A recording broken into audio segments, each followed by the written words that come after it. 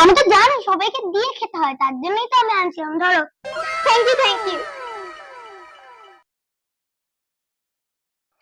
এটা তো ঝাল। দরজা খোল, জল খাবো। দরজা খোল, এই দরজা খোল, জল খাবো। তুমি জল খাবে? আমি তো এখন জল খাবো না। তাহলে আমি যখন জল খাবো তখন তোমাকে দিয়ে খাবো। বাই।